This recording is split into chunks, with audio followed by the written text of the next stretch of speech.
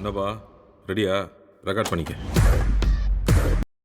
Hello guys, இன்னைக்கு பார்த்தீங்கன்னா நம்ம கமல் சாரோட சமீபமான ஒரு இன்டர்வியூ பற்றி தான் பேச போகிறோம். ஸோ மறக்காமல் வீடியோ எல்லோரும் கடைசி வரைக்கும் பாருங்கள். இப்போ தான் நம்ம சேனல் புதுசாக பார்க்குறீங்க அப்படின்னா சப்ஸ்கிரைப் பண்ணி வச்சுக்கோங்க. வாங்க வீடியோ போகலாம். ஸோ இப்போ பார்த்தீங்கன்னா நம்ம கமல் சார் நம்ம கூலி படத்துக்கான ட்ரைலர் கட்டை ஃபுல்லாக பார்த்து முடிச்சிட்டாரு. அண்ட் ட்ரைலர் கட்டை வேறு மாதிரி இருக்குது அப்படின்னு சொல்லி நம்ம லோகேஷ் கனகராஜ் மற்றும் ரஜினி சார் வாழ்த்திருந்தார். அண்ட் இப்போ நம்ம கமல் சார் வருத்தப்படக்கூடிய விஷயம் என்ன அப்படின்னு பார்த்தீங்கன்னா அவர் தக்லை படத்தை இந்த மாதிரி ஒரு ரேஞ்சில் தான் எடுக்கணும்னு எதிர்பார்த்துருந்தாராம். அண்ட் அந்த படம் அந்த அளவுக்கு கிளிக் ஆகலை அப்படின்னு சொல்லியிருந்தாரு. அது மட்டும் இல்லாமல் இதுக்கப்புறம் நான் ப்ரொடக்ஷன் மட்டுமே பண்ணுறதை நிறுத்திட்டு நான் இனிமேல் படங்கள் நடிக்க போகிறேன் அப்படின்னு சொல்லி.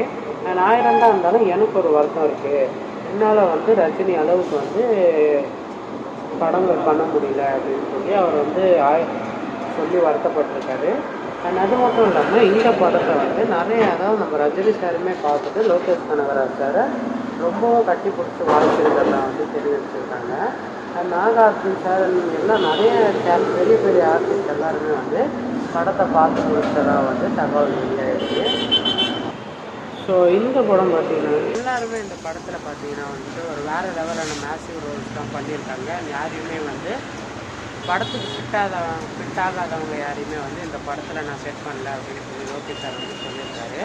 அண்ட் அது மட்டும் இல்லாமல் ஒரு சமீபமான இன்டர்வியூவில் பெரிய ஸ்டார் கேஸ்ட்லாம் இருக்குது. ஸோ நீங்கள் எப்படி அவங்களுக்கான மாஸ் மூமெண்ட்ஸ்லாம் எழுதுறீங்க அப்படின்னு சொல்லி கேட்டிருக்காங்க.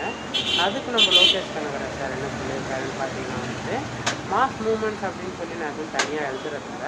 நான் கதை எழுதும் போது இந்த ரோல்ஸ்லாம் யார் பண்ணால் நல்லாயிருக்கும் அப்படின்றத மட்டும்தான் நான் கவனிச்சு எழுதுவேன்.